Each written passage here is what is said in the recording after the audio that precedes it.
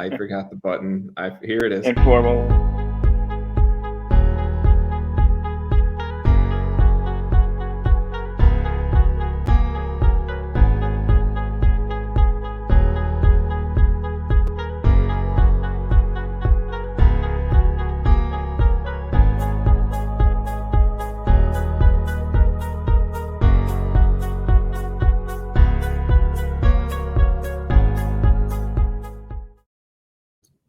MLS Aces Podcast, episode 220. We're doing a little bit of an earlier live recording today. I'm not opposed to it, and I'm joined by Jason Vivang with your brand new banner we got going up in the back. Jason, how are you? Hey, MLS Cup champs. I'm good. I'm doing quite well. The MLS season is, like you said, 3 weeks in. Things are fitting into place, I'd say, a little bit. I mean, especially for your Chicago Fire, for sure. Yeah. It's been nice. Trust me. I was going to try to make a joke about the banner again, but so for those of you who aren't watching this, please make sure you just check it out on YouTube, subscribe to us while we're there. But there was a little bit of a joke that Dick's Sporting Goods was selling this absolutely awful, does not make sense Chicago Fire. Absolute abomination. It's the right year that you guys won it. It's not the right logo of the year that you won it. And why is it like a yellow background? Like it's the worst. It's like literally mustard. So how is it live in person compared to just the photo on Twitter? Is it just the quality of it is quite good. Very good quality. Absurd that it was even made to begin with. And I would love to talk to the person who was like, yeah, you know what? Put that logo on, even though it wasn't even the logo they used at the time. I'm gonna sign off on this. Well, I gotta say, there's probably not many of these at people's houses. No, there isn't. You got one of a kind special, bro. You definitely got one of a kind over there. I'm glad that we could deliver it to you. That logo will never die now because it's going to be in the background, unfortunately. If you guys are listening to this podcast and you want to make sure you get quality MLS gear, apparel, all that stuff, not what Jason has hanging in the background of his shot. It's quality, but not the material is good. Good. It's made out of quality, but it's not quality with what it's showing. Execution was poor. If you want good execution and good quality, then you guys are going to want to head over to today's sponsor, soccer90.com. You guys can make soccer90.com the primary source for all of your Major League Soccer, U.S. national team, and international club gear. New MLS gear is arriving, and it's leading right into the beginning of this 2022 MLS season. So please make sure that you get your MLS jerseys, your T-shirts, your hats, your not shitty banners, and all MLS Aces listeners. Really nice stuff. Yeah. If you are an MLS Aces listener, watcher, whatever you're doing currently, or whatever, then you can get 20% off of your order at soccer90.com if you use promo code MLS Aces. That's promo code MLS ACES at checkout. Some exclusions may apply. Thank you to Soccer90 for not putting out the abominations of what is on Jason's wall once again. But Jason, you weren't here for the week 2 episode. And so much has happened, I feel like, leading into week 3, after week 3. And I definitely want to, start off by talking about CCL, because last week, I think we made some jokes on the podcast of, we're going to have 4 MLS teams going into a CCL semifinal, whatever it's going to be. And there is a real chance that after this episode, next time that we chat on this podcast, that's whoever's chatting next week, we do have 4 MLS teams. If it's anything less than 3, that means something really bad happened. That means some shit popped off. So just for the listeners' sake, let's just quickly go over the CCL results from last week. NYCFC wins over Guatemalan First Division team Comunicaciones 3-1 at NYCFC. It was in Hartford, Connecticut. Seattle, they win over Club Leon 3-0 at Seattle. New England, they beat Pumas 3-0 at New England.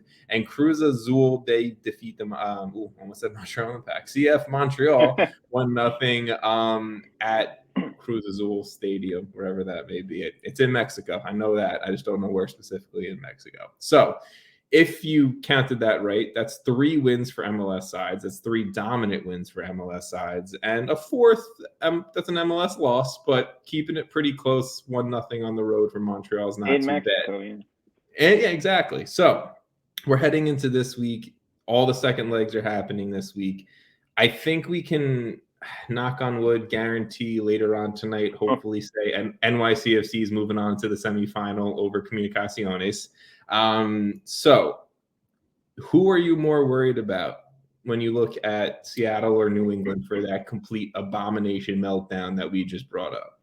I mean, can I be not worried about either? I mean, I You would say I'm can. more worried about Seattle just in terms of because I think Pumas is not as quality as Club Leon. Mhm. But I'm not really like a 3-0 lead. Are they? I actually missed where you They're said. both in Mexico. Yeah, so that's tough. But there's no reason they should be giving up that lead. Like, there's absolutely no reason. They can sit there and defend the entire 90 minutes. All you got to do is not let in 3 goals. I don't think they should. But my point is they don't necessarily need to do this. I think Seattle and New England are quality teams that they don't need to do that. They can attack, but they can be. They're not the ones who need to be the aggressor necessarily. Like Club Leon and Pumas are going to push for everything. They're going to put people further forward, and that's going to leave them exposed for a counter. Yeah, for counters. So I think I agree. Don't sit back and park the bus because more times than not, I feel like that doesn't work. But being in a position where you don't need a goal and you can just focus on keeping possession, defending, and countering, then I honestly see neither of them in a huge trouble. Like, I think I would be surprised if either of them didn't move on. I will be surprised as well. To answer my own question too, I'm going to say New England only because I saw a statement today from Bruce Arena saying we don't have to score the goals, they do, which is to your point. Yes, the Pumas in this game has to be the aggressor. They have to be the ones that go score the goals. But I really hope Bruce Arena and all of his experience is like, we're still going to play our game. We're still going to try to score goals. It's just we don't have to. They do. So that's kind of what I'm hoping. I think that's what it is. Because to me, it's looking at these games, you're up 3-0, going to Mexico. You know it's going to be tough. It's not going to be an easy game. You're not going to be able to just sit there and take pressure for 90 minutes, right? They're going to break through. They're not, they're not horrible opponents. Like, eventually they're going to score if you just sit there and let them, keep possession in the final third like that for 90 minutes. But he's right in the sense that, like what I was saying, you don't need to go into it with the mindset that we need to push people forward. They can keep their center backs set. They can keep their defense back. They don't need to push their fullbacks, 3/4 up the field. You can attack and counterattack, but still keep a base so you're not being exposed and easily beat, right? Like you don't want to end up giving them something easy because you push too far forward, but you also don't want to sit too far back, right? There's like a balance. No, I mean, look, I want to see, I'll be happy if Seattle and New England move on, which way they move on, right? And the same with NYCFC. I don't want to, assume that game, but whatever. I'll be happy with all of them moving on, hopefully the way we're thinking, right? They move on with the result. I mean, if they're all 0-0 draws, they still move on, and I'm not going to be upset about it. Exactly. I mean, I will be because I want to see them. I would be upset if NYCFC came out the 0-0 draw. I will be. I'll be very honest. True. But I want to see, NYCFC, Seattle, New England score goals. I do. I want to see, especially for Seattle and New England, I want to see them put it away with a away goal. Like, I want to see at least one goal at the start for any of those teams is going to be a game changer. Like, it's just game over basically. Like if Seattle or New England lose 2-1 away in Mexico, right? Like, that's a good result because of what you did at home, right? So you come away with the 5-1 aggregate, but you still got that away goal. You put pressure on them throughout the game. I don't know. I want to see, especially again, talking specifically Seattle, New England, I want to see them play their game. I want to see Christian Roldan get involved as much as he has been for the Sounders in this entire CCL. I want to see New England kind of go out and do what they did. Buxa looked great. Leggett looked great. Carlos Hill was the best player on the field, and I think he's the most talented player between he doesn't like the snow very much. Pumas' roster. I mean, he hates the sno. Fucking hates. He said it. This is fucking disgusting or whatever he said. But whatever. This is not soccer. No, I can't play in this. Go back to Spain, Carlos. Go back to Spain. No, I'm just kidding. Stay Major League Soccer. But I see what you're saying. You don't want to just see them sit and kind of like, if we even see a 0-0 draw or like a 1-0 loss, sure, you're moving on, but it's like really not a confident building game. And it's like, play your game. You're good enough. You won 3-0 or 3-1. Play your game and you'll be fine. That's the thing. You don't want to see them change drastically because they don't need to. Especially New England, who has a possibility of facing Cruz Azul in the next round, right? Like there's a possibility of it. So we can dive into that. Cruz Azul up 1-0, going to Montreal, going to Canada to play Montreal. And look, Montreal has a history of doing well in CCL. Montreal has a history of being a pretty tough place to play when you're at Montreal. They're throwing all their MLS results, so. I mean, yeah, they're like, just fuck it, here we go. But look, Montreal, they were down after the first leg against Santos Laguna. I can't speak tonight, man. Santos Laguna in the last round. Now you're down by less of an aggregate than you were to Santos. You're down to Cruz Azul 1-0. Cruz Azul is a much better team than Santos Laguna. Do you think Montreal could possibly come out of this week with a semifinal visit? Montreal doesn't. Just because of their results recently in MLS doesn't give me a whole lot of confidence. But taking away that and just thinking, okay, maybe they're focusing forward on CCL. Yeah. A 1-0 loss to Cruz Azul in Mexico is not bad at all. No. In some cases, like if I'm a Montreal fan, I'm like okay with that result. Hoping that when you're on your home field in Canada, it might be a little cold, you can get a couple goals. And I think it's totally possible.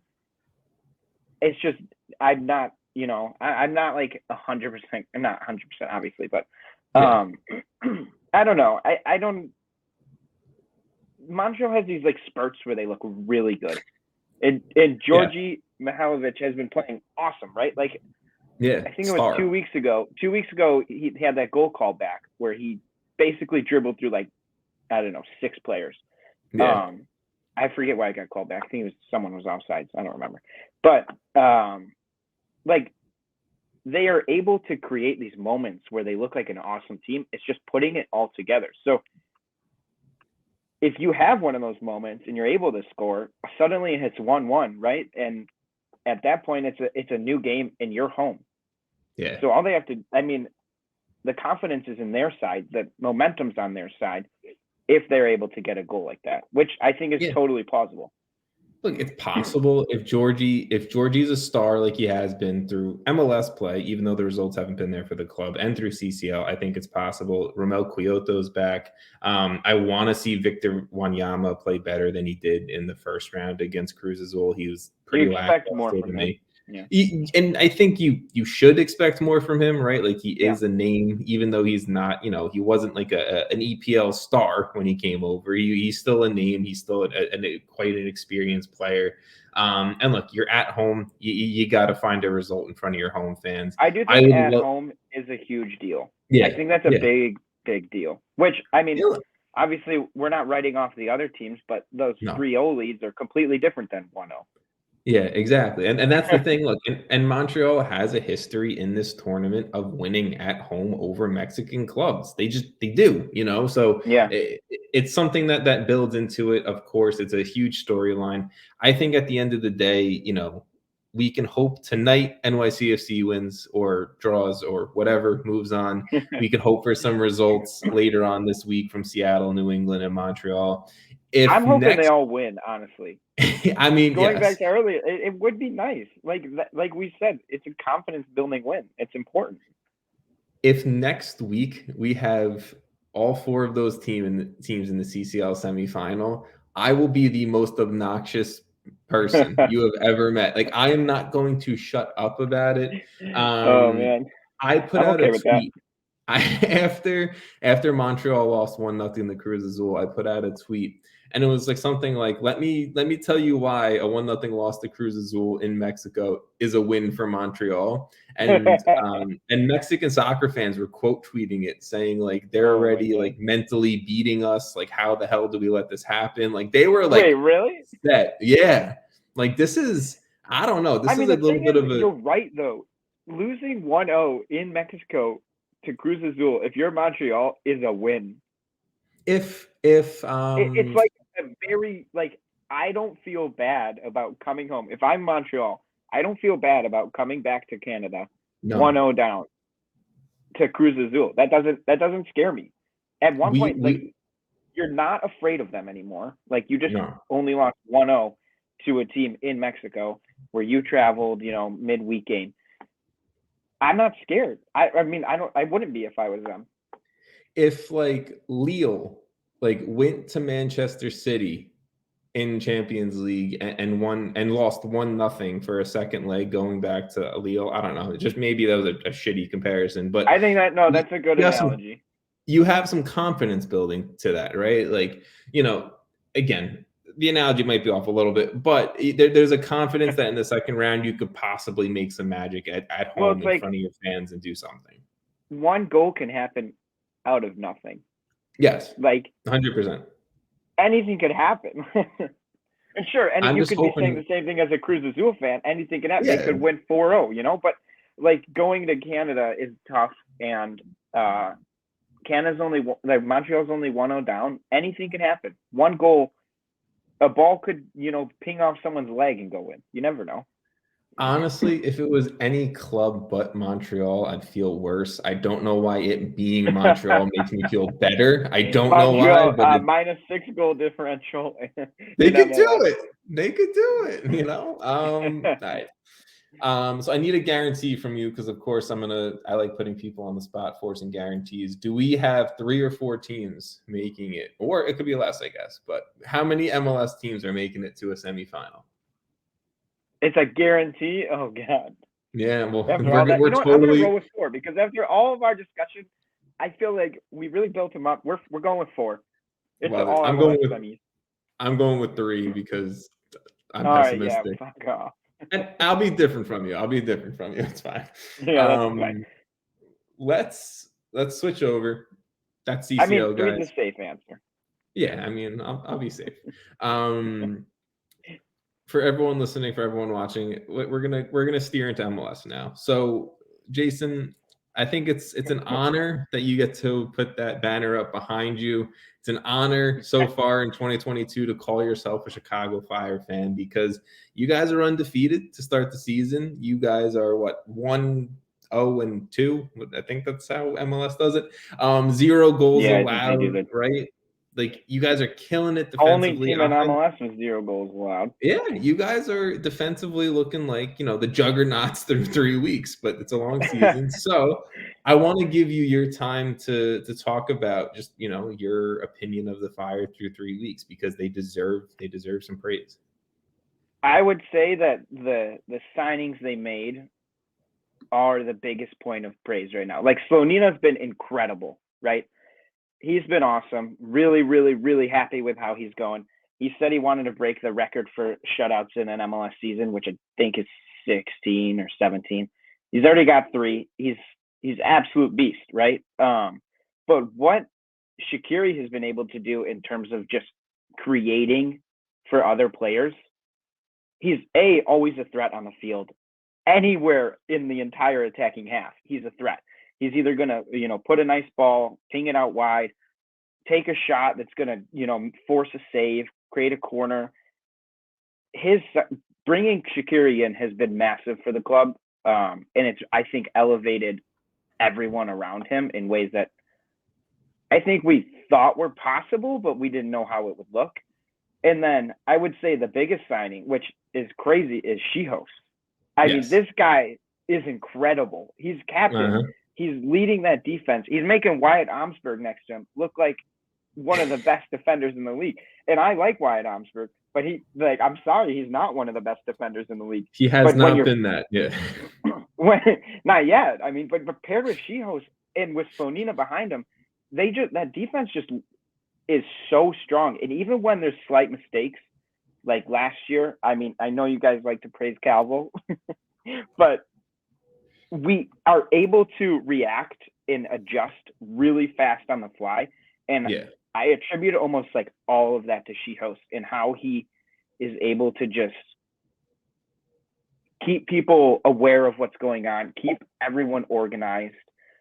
You see, set piece defending is something in MLS that is atrocious. It's being abused this year. It's always abused. Every year we talk about how set pieces is just embarrassingly bad defense. Shihos knows what he's doing. I think the confidence of Slonina behind them, the fact that you have a guy out of the Bundesliga starting and captaining your team, the Fire are just in a spot where I've seen a lot of people in like the Fire in Chicago and stuff talk about how the vibe is different around the team, because like if you've been just listening and following the Fire for a while, it's been kind of depressing to say the least. Like it hasn't been that fun. I had season tickets last year. It just wasn't as exciting. The fans didn't seem as excited. I went to the game week 2 at home. It was like I think it's the second or third most crowded we've had. I think they were actually the second highest attendance in MLS that weekend. Obviously, Charlotte shattered that. Yeah, I mean, you weren't going to touch that. Yeah. No, but like, I tailgated before the game for like 3 hours. It's just fun. Like everyone seems to be invested more. People are talking about the Fire. People that I don't even think ever even knew the Fire existed are talking to me about the Fire. I'm like, what? Yeah. I will say that from like a larger picture, when your team wins or when the team in your city wins, it draws more attention, right? Like the Sacramento Kings, if they started pulling off all these wins in the NBA. Of all teams. Didn't you just compare us to the Sacramento Kings? I'm just saying, a team that's in the bottom of their league, if they just all of a sudden started, pulling out these performances, you're going to see it, right? Like the Knicks, I'm a Knicks fan. 2 years ago, Julius Randle starts pulling off all these wins for the Knicks, and everyone's screaming bing bong at a fucking NBA game in Madison Square Garden again, Like it's just like it's when winning brings attention, winning brings a positive culture. Winning solves all problems. Exactly. Really exactly. And the Fire have been horrible at it for a long time, because I don't think they realize that all you got to do is win. Your attendance will be that better. Easy. Oh man, I mean, it's just exciting. I think, with people like Gaga Slonina, who are so invested in the club too, like the way he talks about the club on Twitter, how he interacts with people, he loves the club, and he like loves the Fire. In that, having kids like that coming through and performing on the first team and making a name for themselves is ultimately what prolongs the club's, quality long term. And so, like, I think we're starting to see that with the Fire. I mean, this is obviously very, very early. We're still, I mean, I'm not going to sit here and say we're, one of the best teams in the league, because I don't think we are. But it's definitely way more confident and way more exciting. And I don't know. I'm just going to see how long we're not going to be scored on, because it seems like MLS teams don't know how. Look, I don't want to add too much to that. I'm happy that I could give you the platform to just go on and rave about the Fire, because I don't think since you've been a co-host, we've really been able to have that. We haven't. There's been many weeks where the Fire don't even get brought up because there was no reason to. because winning solves everything. Winning Yeah. brings you up on the podcast. No, but I mean, look, I just want to. I obviously, one person we didn't mention in that conversation is Ezra Hendrickson. You have to give the coach credit for the culture Good he's point, creating within that club. I want to give him a shout out. And the Fire are doing all of this offensively. Yes, I think you guys can figure it out more. I think Shaqiri could probably use a little bit more help, but if you're going to start off with a solid defense and focus on this is without Torres yet, too. I was just about to say, without your young DP, Jairo Torres, once he gets in there, maybe him and Shaqiri can start figuring things out with Casper. And, things are just going to work itself out for the Fire. So the attack I'm is hoping slowly – I'm happy with the defense because the attack it's allowing the attack to slowly work into the season. And with a lot of new pieces, it needs that time in games to figure it out. So, I mean, obviously last weekend was a huge stepping stone. 2 goals, 2 pretty nice goals. I mean, that second goal that we scored, the setup for that and the way they played in space was beautiful. It's like, I was like, is this a Fire? Bro, like Bornstein's like 50 years old, just, pinging in goals for you guys still. It is what it is, but I love it. We'll take anyone scoring for us. I'm happy to see the Fire win because obviously you're my buddy. I want to see the Fire win for you, and I'm happy to see it. So, congratulations. Hey, you have a winning team. I mean, I saw a trophy. It's cool. It's cool. They put up that banner. You had to inspect it. I'm glad you brought it up because I wasn't going to. I was going to. Yeah, there's no way I'm letting that get by. That banner is more embarrassing than the ones right over your shoulder. I mean, like it really just is at 100%. this point. It's bad. It's fucking like that's what you do. You know what solves all of that is having your own stadium where you can roll out a banner as big as you want because you don't need the Yankees approval on the sides of the fucking banner that can go out. I thought it was like fake. No, that was legitimate. I saw a picture of like from far away, like almost the whole stadium, and it's just like a speck. And I was like, that can't be real. They could have had that one dude. There? Did they bring it in and put it back out for each game? Because there's no way it's worth keeping there. Well, now that the baseball season's back on, the Yankees are probably like cut that shit down, like they're probably like, oh, you get it until one baseball game is played. They could have had that guy who like ripped off the straps, whatever it was. They could have had him with like his cell phone and just been like, look, it's the banner. Like it's the same exact effect. It's just that's embarrassing. Again, it gets solved if you have your own stadium. You don't have to run it by other entities that own the stadium. That's a whole other issue in its own right. Glad we talked about it. And I'm so glad we brought it up. For as much time as it deserved. The other thing that I wanted to bring up that's not soccer related, but I thought was absolutely hysterical off the field related to the show. Did you see the Charlotte Fan TV clip of Chicharito and Christopher Fuchs? I don't think I saw that. Oh my God, you have to after this episode. Someone out there is watching this and they saw it and they loved it. Go to Charlotte Fan TV on Twitter. I think they're on Instagram too. And you have to listen to the caller that called in. I think his name is Roscoe. And he was like, I think he went to his first MLS game. That was the 70,000 plus at Charlotte against the Galaxy. And he was like, that Chicharito feller is faster than a pea or some shit like that. And it was the best thing ever. And then he was like, at the end of the game, that Christian Fuchs fella, it's like that NASCAR fan that finally made it to an MLS game and has no idea what's going on, but he loves it. Like that's what that call was. So if you are watching this or listening to this and you don't know what it is, go to Charlotte Fan TV and it's pinned all over their Twitter from last time I checked. Hysterical. I was dying laughing. So definitely check that out. Let's talk about some other teams who have been a little consistent so far to start 2022. I only really have one or two that I want to bring up. We can obviously bring up more. The Fire were in that conversation. We gave them their love, but I've been doing a lot of contract work for Major League Soccer this year, and one team that I've been getting a chance to kind of focus on heavily in that is the Columbus Crew. And I kind of like the Crew. I know week one we had some over exaggerations or overreactions. I said that they're back to 2020 I form think or I might have done whatever. that too. I don't know if they're back to that, but they're close. The Crew, they have 2 wins. They just won again last week to Toronto FC 2-1. They had that draw against San Jose on the road, which should have been a win for them. They haven't played anyone good. I'll start with that. They haven't played a team that might be at this point in the playoffs at the end of the year. But the Derek Etienne Jr., Lucas Zelarayan combination in the midfield is excellent. Like, Derek Etienne Jr. is allowing the focus to not just strictly be on Lucas Zelarayan by the opposing defense. He's giving Zelarayan space. Zelarayan is then converting and doing what he does and looking like an MVP candidate so far. So I love what the Columbus Crew are doing. I want to see them play against a good team.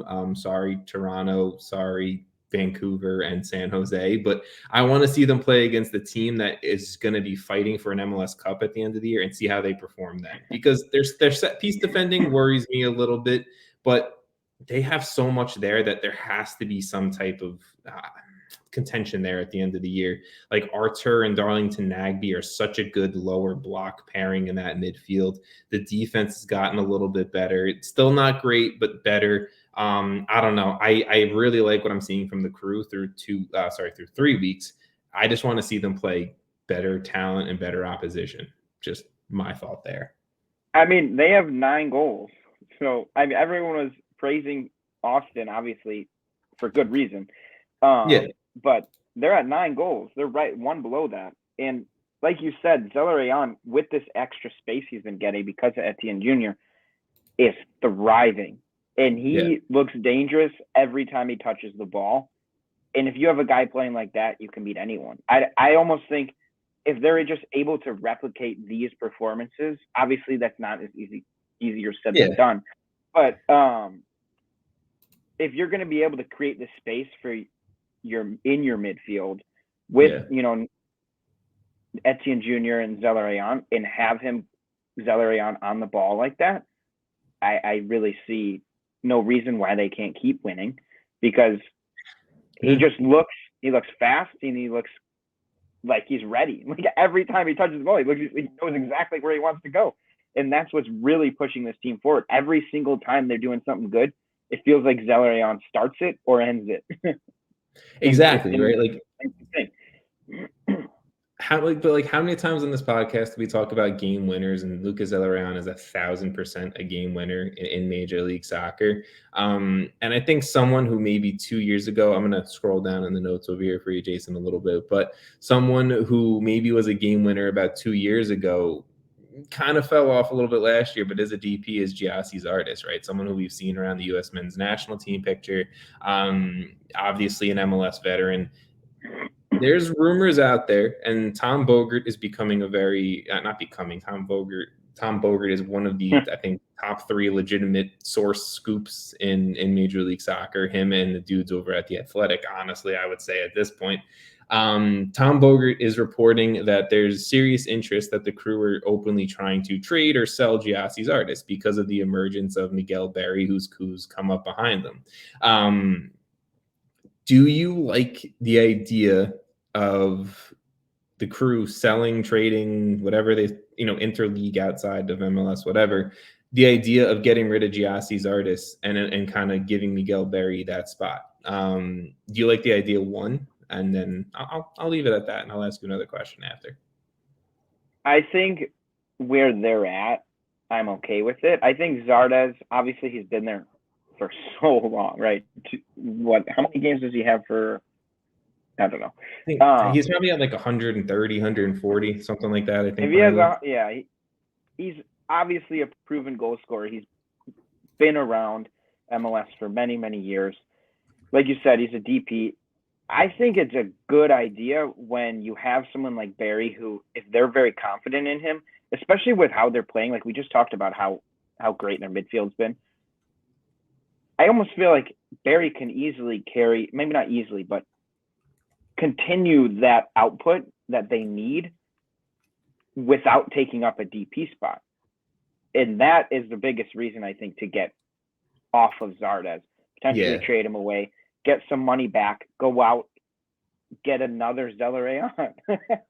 I mean, look, so when I was like even typing up this question, obviously I'm going through and I'm forming my own answer in my head. I like Miguel Berry a lot. I like his hold-up play. I think him back it's to a goal. 6-year difference in age. Yes, it's a 6-year difference. It's a major contract difference. It's a lot. But just skill-wise, I think Miguel Berry is just good. Like, I think he's a starting striker in Major League Soccer. He throws his back to goal, and he's going to allow, Derek Etienne Jr., Lucas Zelarayan, Yaya Boa, Luis Diaz, whoever, is coming out from the outside, allow them to just run on goal. He's gonna hold it off, and they're gonna finish it because they're quality. Especially when he knows his role. Yes, and he's able to do it well to help the team. And that, I mean, that's indispensable. That's the right word. Yeah, indispensable. That's a word. But also, like, he has such a positive ability on how to finish a ball, right? He's a striker. At the end of the day, it's what you want them to do when at some point is put a shot on net. And Miguel Berry just does that, and he does it well. He knows his role, but he's also going to take his chances when he gets it. I really like Miguel Berry. I think he should be the starting striker for the Columbus Crew, but there are some people saying if the Crew are legitimate MLS Cup, they want to compete for MLS Cup, why would you trade away talent like Gyasi Zardes? Have him come off the bench. That's totally fine. I agree with that piece of if you're going to compete for trophies, I think you should keep Berry and Zardes. If you trade Zardes for a shit ton of allocation money or whatever you're going to do for it, and you replace him in the summer with another DP, a Lucas Zelarayan type, whatever it may be, then you are going to succeed in Major League Soccer. You're going to win trophies. But if you're not doing that, then I don't think that the Crew should kind of go out and sell Zardes at this point. Yeah, I mean, it's always kind of just based on what you can get back, right? And so if they're able to get a big piece that's going to, if they believe will push them even further, then there's no reason not to, especially because Zardes is a DP and there's like infinite possibilities when it comes to getting a DP that's a game changer. So yeah, I mean, I agree.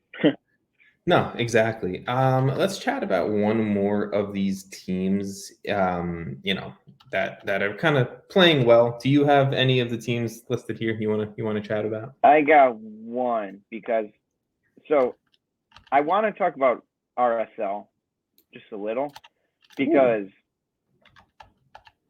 they've now had 2 straight wins against Seattle and New England. And say what you will, right? Like Carlos Gil said, this is not football.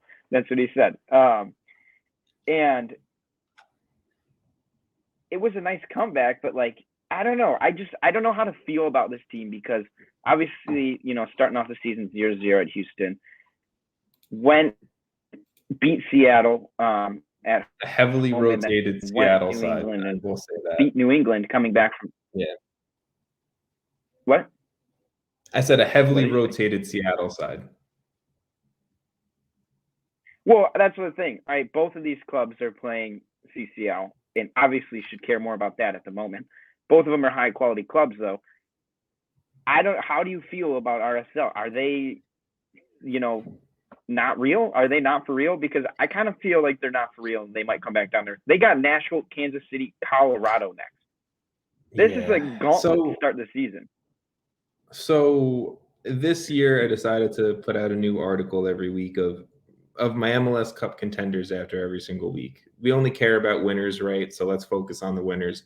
I will say RSL has not made an appearance in that article, and the week 3 one isn't out yet, and they're not going to make an appearance in that article. I will also say that. I do like RSL to an extent that I think they're better than eventually the results are still coming. Yes, eventually. Look, results are still there. Bobby Wood is playing a productive role up top. Again, through an interesting 3 weeks, he's still getting results. Maybe you get Bobby Wood confident. They're having a lot of youngsters get confident. Justin Glad's played well. We haven't seen David Ochoa yet. I don't think Herrera has really played that much of an impactful role like he did it for a lot of last year. So I like RSL. I don't love them. I don't think that they're contenders, but I think that they're better than what we thought they were. And I think with this new ownership, maybe we see a summer signing or two that could put them over the top into a contender piece or a solid playoff team or whatever you want to say. But I feel like I don't know. I feel like despite these wins, I'd still put them on like a fringe playoff. Yeah, look, the win against New England in that snowstorm mess and the win against a heavily rotated Seattle side that didn't have many of their stars. I'm not going to sit here and say RSL is going to win MLS Cup. They're not trademark wins here. No, look, they still got results. Good for them. But maybe take the confidence of those wins and hopefully build that into something. That's all I can really say is you still got the wins. Good for you. Now take those points and use it to your advantage. We'll get more. Like the whole season's in front of you, you know? So I don't know. They were the team that probably is like the most like consistent getting results right now, but are they because of the people they've played and everything like that? But it is what it is, right? There's always context. They got a couple of hard games still, so. Yeah, I mean, look, this next 3-game stretch, like you said, I'm going to be interested to see what RSL comes out and how they perform, what they do, because this next 3-game stretch is going to tell a lot about this club. So, good point there, Jason. Let's chat about some of the teams who started off hot for the 2022 MLS season, maybe got a little cooled off after week 3. Austin, they lose 1-0 to the Timbers. Red Bulls lose 1-0 to Minnesota. Nashville, they lose 2-0 to Dallas, even though I don't know if we're going to chat about that one, but I have a little asterisk on that one that I'll throw out there as well. But Jason, you said you had something you wanted to say about the hot teams getting cooled off. I feel like looking too far into this is unnecessary, right? Because to me, looking at those games, Austin in Portland actually didn't play that bad. They had some good chances. Portland kind of dominated them, but like when Austin gets on the ball, they still look threatening. They look like they have an eye towards goal. Yeah. And losing 1-0 in Portland, I'm not going to be too upset about. Especially coming off of 2 5-0 wins, they probably had a little extra confidence. I was going to say, they didn't score 5 goals, though, Jason. Come on, it's a failure. It's a failure. It is. But, I mean, it's just when Austin gets on the ball, they look dangerous. They have chances. They put a goal in the back of the net. Obviously, it got called back because of offsides, but, like, that was a great chance. It could have gone in anyway. Like, the ball was pinging around the box quite a bit. Now, did Portland really kind of hold the pressure most of the game and have the better of the chances? I'd say yes. But when Austin's on the ball, I'm still against worse teams. They're probably scoring a couple goals there. The Chara brothers are incredible, honestly. Yeah, I mean, I was going to say quickly about that game. I don't know if you're moving on, but Austin, the midfield solid. Daniel Pereira has looked good through 3 weeks, the number 1 overall super draft pick from last year. Gyasi, even though, he didn't get on the scoreboard like he did week 1 and week 2, I still think Gyasi, he when he's involved, he's dangerous, and Austin looks like they're going to score. Diego Fagundes is continuing his Austin rebirth, and he's looked like an absolute winner. Again, I think I want to see some striker. I don't care if it's Jite or if it's Urruti. Like, I want to see one of them like get involved because they just haven't. Cecilio Dominguez has looked better than last year, but there's still some question marks for me around Austin. I think they're much improved. I think last year, I feel like you could pencil an Austin away game as a loss. I feel like now Austin is a dangerous team coming to town. Austin, if you fall asleep against them, they're going to score. They're fast. They're fast. They play a good style. Nick Lima's played well. I want to see some things get a little bit more solidified with them. And to your point, the Timbers did play well. Yes, it was a 1-0 win. Yimi Chara on that set piece goal to Bill Tuiloma. But, defensively, Portland's coming out strong again. I'm a little concerned about the offensive aspect of Portland because their goals have come off of 1 set piece and two bite kicks. That's not consistent. I guess set pieces are consistent, but you get what I'm saying. I want to see I want to see more goals from the run of play that aren't a bite kick, but I'm sure Portland will come into form. I'm not too worried there. But did you want to bring up another one of these teams?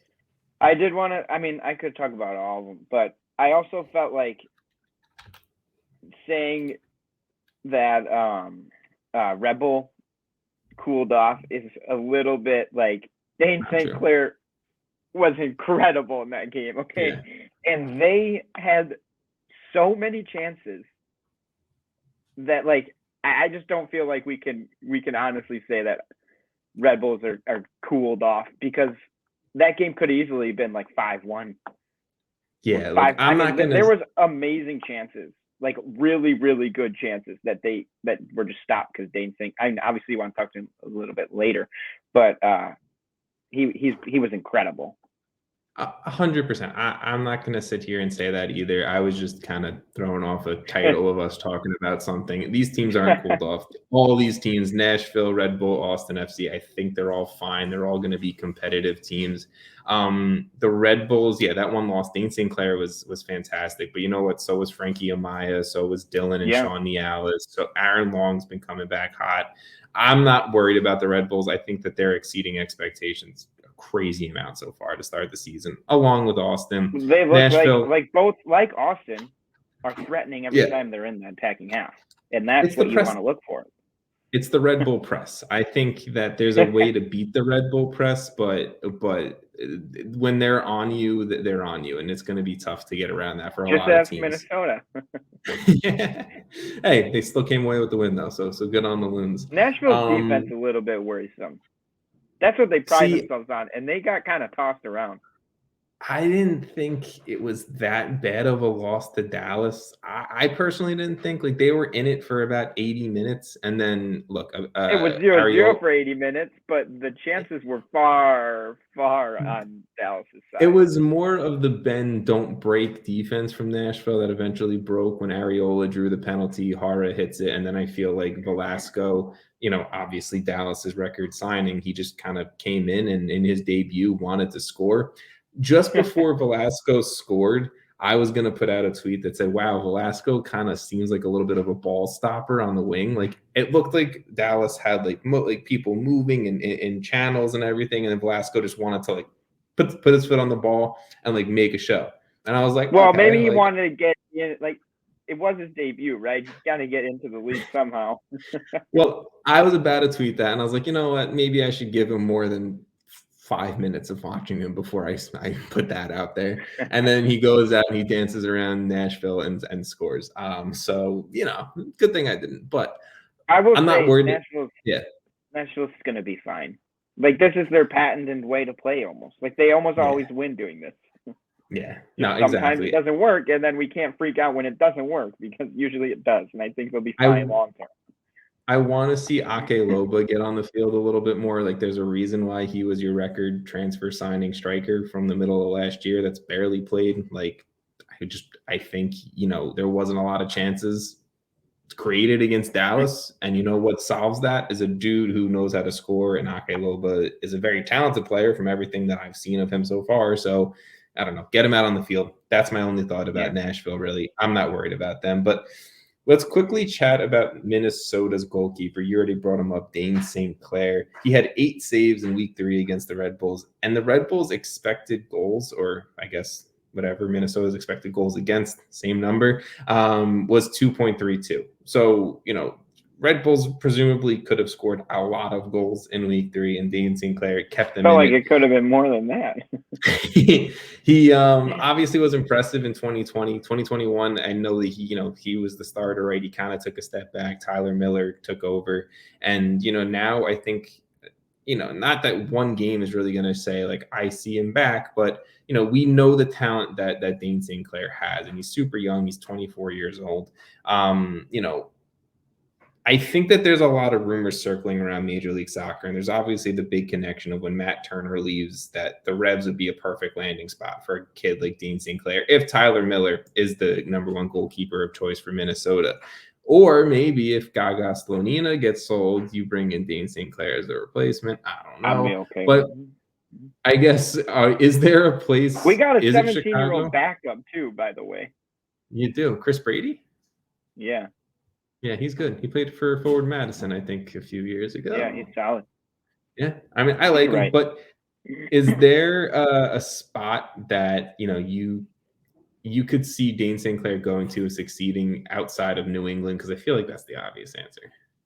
I mean, I don't think if I'm Minnesota, I want to get rid of him.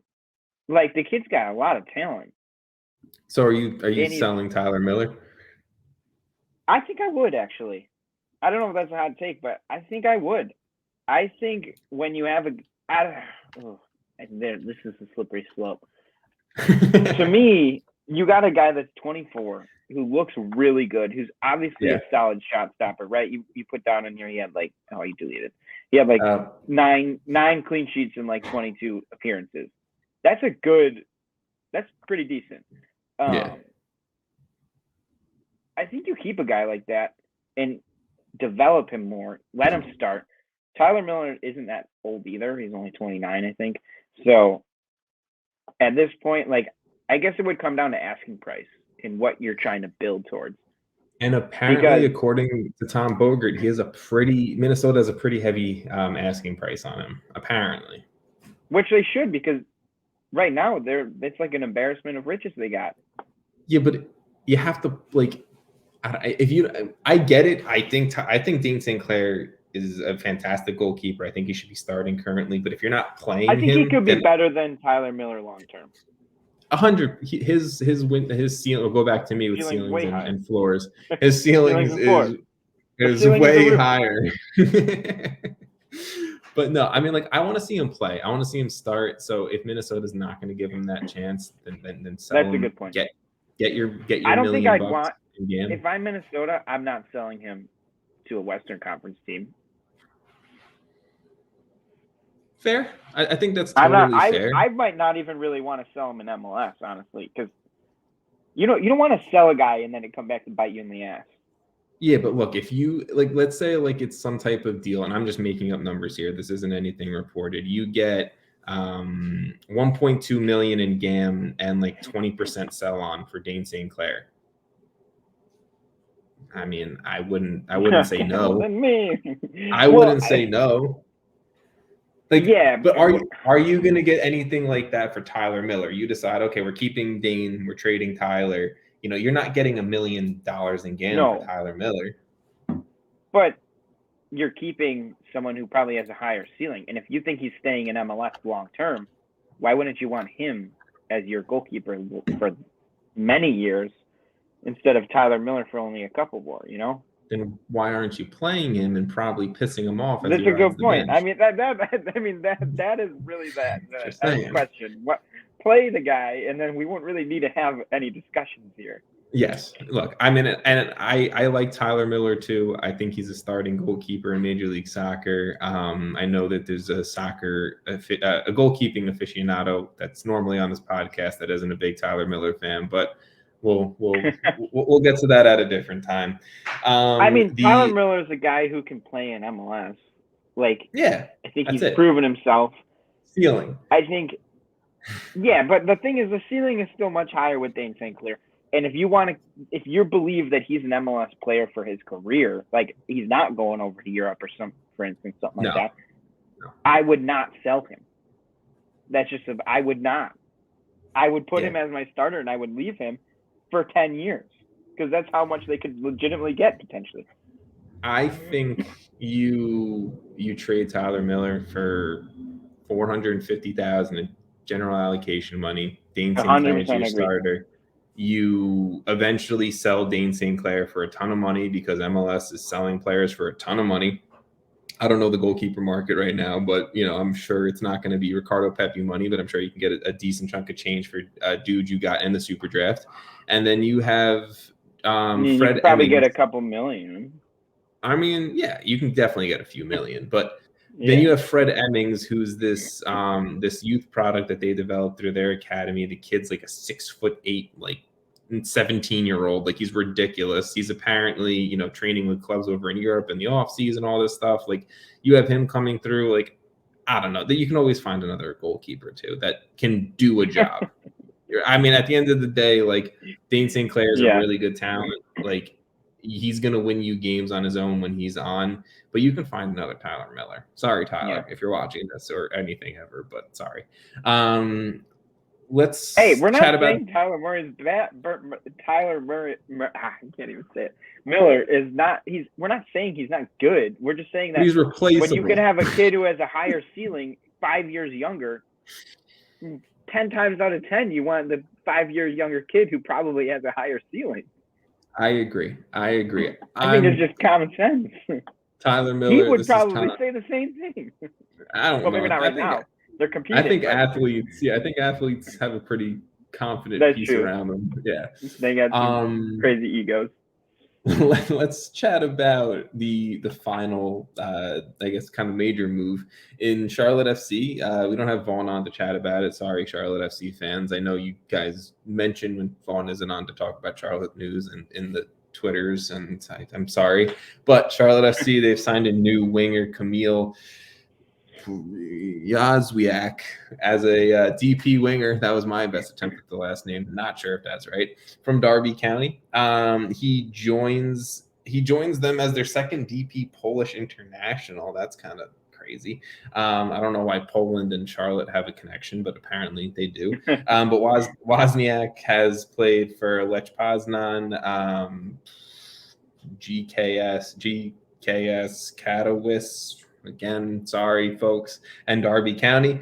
He won the Super Cup back in 2016 with Lech Poznan. 20 goals, 21 assists in his career, a lot of time coming over. He played a lot of time over in Derby County. Apparently, the move was supposed to happen before the season began, but due to injury concerns, the move didn't happen until now. Apparently, he has a clean bill of health. He's ready to play, all that fun stuff. I'm seeing a lot of negatives around this move. Charlotte fans, I think, are very happy just because they brought in a winger. But a lot of fans outside of Charlotte, I think, especially the dudes over at Extra Time, were like, we don't know if he's a DP caliber winger. I don't know. Do you have any opinions on this move, or we'll wait and see? I mean, I'm not going to pretend I know him very well or watch games that he's played in very often. You don't watch Derby County, bro? I'm going to be honest, but when we talk about the championship, first of all, they're like 23rd, Derby County. They're not at the top. They're in relegation. Well, so I think they had like some type of point penalty or some shit like that. But continue. Sorry. I think they did have something. Well, anyway, I'm not going to claim that he's bad or good because I don't really know. I'd be interested to see what Vaughn would have to say about him because I'm sure Vaughn knows a lot about him. But to me, it's not the move that's like jumping out at you, right? It's not like whoa, this is awesome. But also, some of those moves end up being great ones, right? So it's kind of hard to judge him coming from Derby County because I'm not gonna sit here and assume that playing for Derby County is more difficult or easier than playing for Charlotte. I have honestly no idea. Obviously, the travel's different, so there's that. Yeah. But look, usually when we talk about, sorry, go ahead. Usually when we talk about players going to the championship from MLS, like DK, we talk about now they can get promoted and play in a league that we think is very good. Whereas I feel like our opinion on the championship is just it's okay. It's not bad. You're going to get a lot of games, a lot of playing time, but it's not necessarily like my favorite league to get a player from, I guess. Yeah, I mean, look, if you ask me, from everything I've read and from what I know about him, because I did watch a little bit of Derby County, I don't know. Wayne Rooney's the coach, former MLS Coach of the Year candidate. Wayne Rooney is leading that team on a very, I think it was a 9-point deduction to start the season, all that stuff. But I don't know. I don't know if he's going to be a DP level winger. I'll just come out and say, Charlotte fans, I'm sorry. Vaughn, his stats don't jump out the page at you, honestly. No. Almost 200 games, he has 20 goals and 20 assists. I think Vaughn is going to disagree. I think Vaughn's of the opinion that this guy can be a DP level winger or will be a DP level winger. I don't know. I'm not leaning towards that, but maybe he's an upgrade. Honestly, the main reason why, he's an upgrade because they have like one winger on the He roster. seems like he could have been brought in not on a DP level. A TAM level dude. Yeah. Yeah, I don't feel like they needed to use a DP spot on him. And I think that's what's holding people back the most.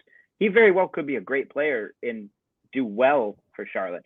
But the DP tag puts a level of expectation on you that you really have to meet or you're gone pretty quick. Like, you can't just... Hopefully they can buy him down, maybe. I don't know. Obviously, we don't know what his contract looks like, but maybe he's one of those dudes that you can buy down, hopefully.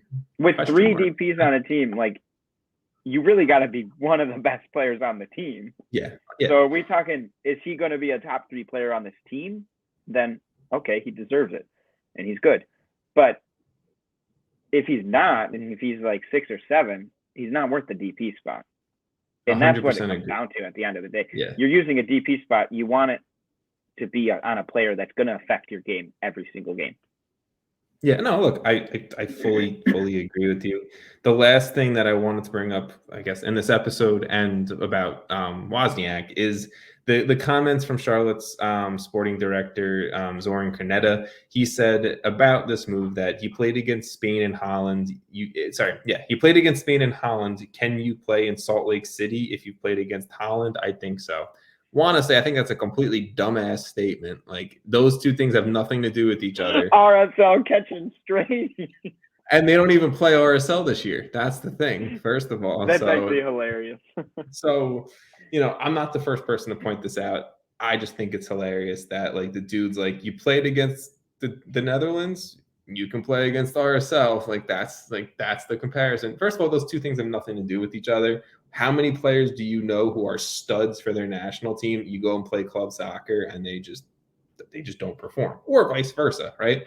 So I don't know. It has nothing to do. Like, if you're gonna say something like that, like, why not mention that he's probably getting hacked to shit in the championship? Now he's coming to like, there's a difference, but we're just gonna assume that, like, it's a big assumption. Big stretch. It's dumb. A big stretch. I think, Charlotte fans are getting used to MLS fans roasting clubs and comments that come out. That's another big one after the worst screwed comment, Zoran Krneta being like, you can play against Spain, you can play for us. Like, that's, I don't know. Well, I feel bad for Vaughn, because I think Vaughn he definitely has a better base of knowledge than I do about this guy, and probably most of what Charlotte's doing. But this comment is just like, what are you like? I feel like that's not what you want to hear from your sporting director. There's a lot of what you don't want to hear from managers and sporting directors coming out of Charlotte, but we live and we learn and we grow in Major League Soccer, and there will be another week of MLS popping off this weekend. Jason, anything you want to say to everyone before we get out of here?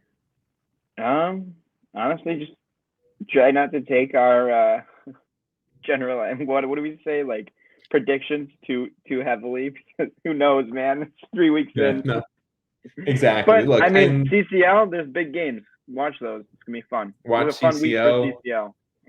U.S. Open Cup is back after a 3-year hiatus next week. We're getting a U.S. roster pretty soon too. Yeah, Thursday morning. Gaga Slonina hopefully is on that, but I think I mean, we'll see. Well, hopefully he's probably on it. Let's see if he plays. He's definitely going to be on it. I would be surprised if he's not on it. Yeah, well, we'll see. We'll see. Jason, thanks for recording with me to this evening. Everyone listening, watching, please make sure you follow, subscribe, like whatever type of platform you're on. I don't know. If you hated the show, then ignore it, move on, and don't say shit about us. Talk to you later. Yeah, we don't like feeling bad. Talk to you guys next week.